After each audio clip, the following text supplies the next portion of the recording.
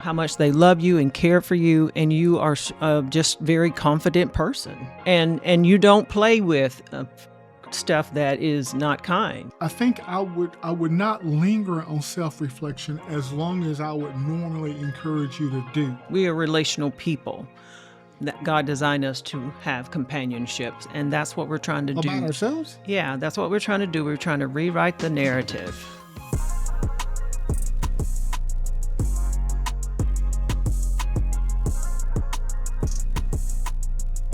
Ever had someone vanish after 3 amazing dates or text you just enough to keep you hooked, but never follow through? Well, you're not crazy and you're not alone.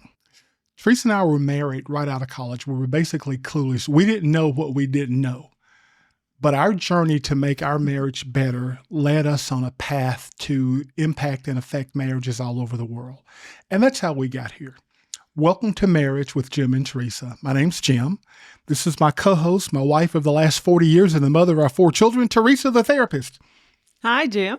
What's up? Oh, nothing much. You're looking mighty spiffy today. Hey, so yeah. I like your blue. Yeah, thank you. Thank you. And I noticed that you insisted on ironing the jacket. You know, I've never ironed anything. You know that, right? I don't know. I won't say I don't know how to iron, but I've never ironed. Oh, really? So thank you for taking the extra step. You're looking mighty handsome. Yep, thank you. Mm-hmm.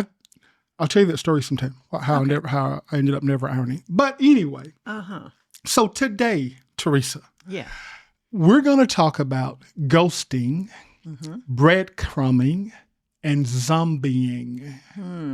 Now, this is an interesting topic or topics for me.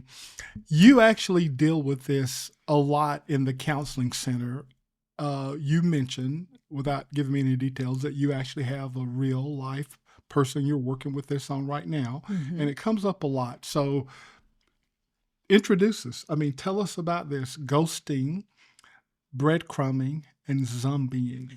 Well, this is kind of what we call, it's like a modern relationship. And this is these are new terms in dating. I guess this is the dating culture, and this is exactly what is actually going on. And we've named it to some extent. And so ghosting is when you suddenly just cut off. Breadcrumbing is sporadic, flirty, affection.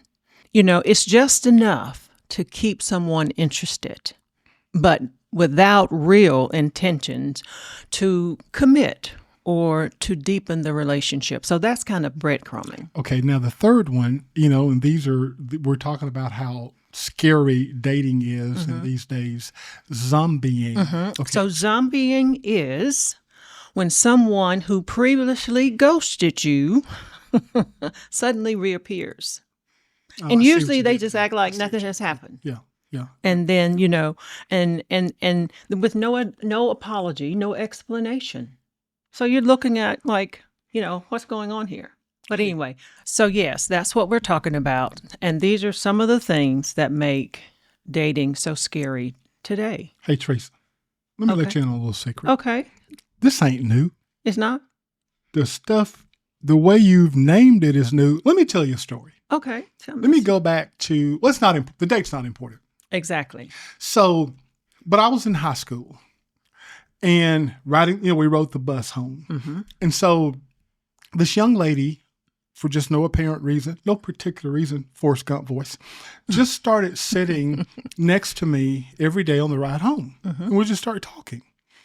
And it went on for days and days and days. And finally, as we began to develop some of our relationship, I asked her out.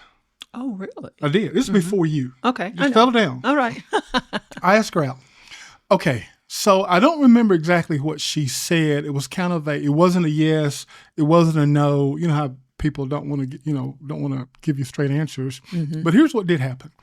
After, let's say, 2 weeks of sitting next to me every day on the ride home, it was like our thing. The very next day, I saw her walking down the aisle to get, on the bus. I slid over like I always did, and she walked right past me. Oh. Didn't look at me. She did ghost She you. didn't say anything. No, it wasn't ghosting. It was really, what's the opposite of ghosting? Because this was a real person right there in front of me. So I'm sorry, that was ghosting. So, okay, Still. so The next day, she walked right past me. She did not, obviously, she didn't sit in the seat that she'd been sitting in. She didn't look at me. She didn't acknowledge me.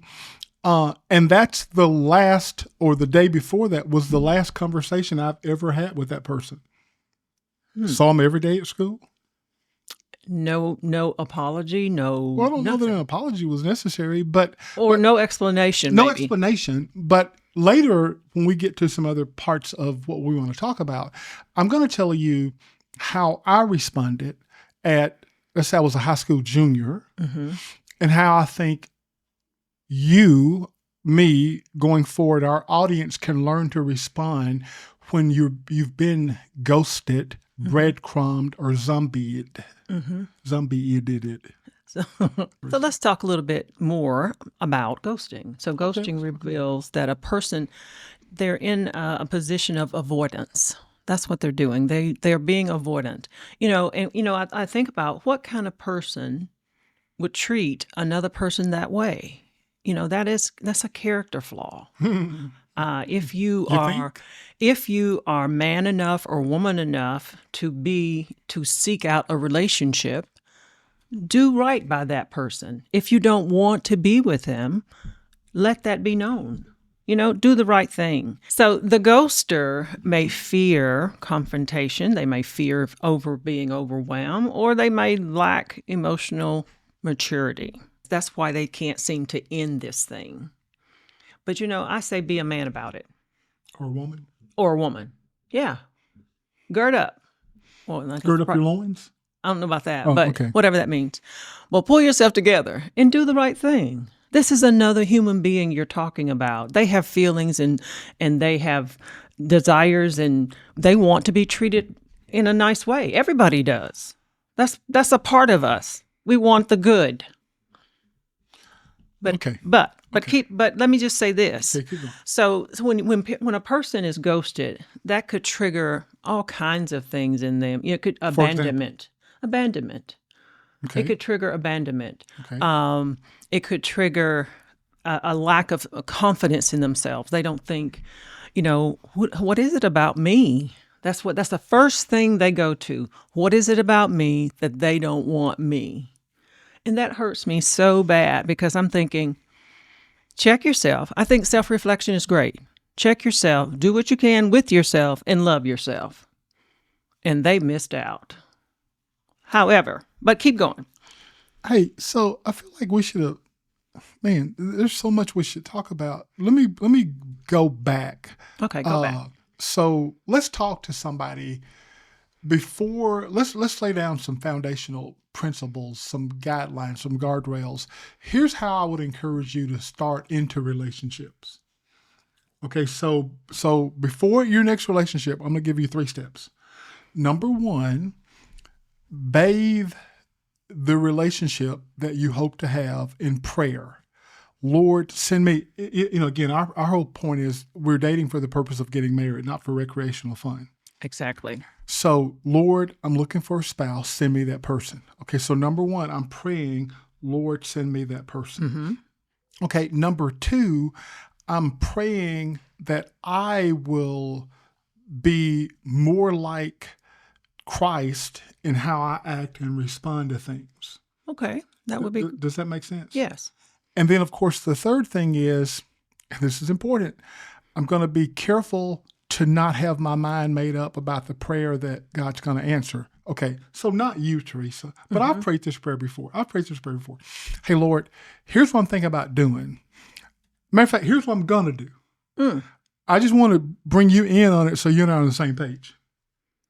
So the idea is that we have our mind so made up about how we want God to answer the prayer. This is the person, this is the one, this is the job, this is the opportunity, that we're not really seeking the voice of God. So here's why I lay that foundation. Based on those principles, those prerequisites that we put in place, now when we're ghosted, and I get it hurts. When that young lady stopped sitting beside me on the bus, my initial reaction, because it's emotional, right? We're all in our feelings. It's like, wow. Now, I got to be honest. I never thought, what did I do wrong? You didn't? No, I didn't, because I knew I hadn't done anything wrong. Okay. But my initial reaction was, man, this is really hurtful. And then the second reaction was, she's not good enough for me. Oh.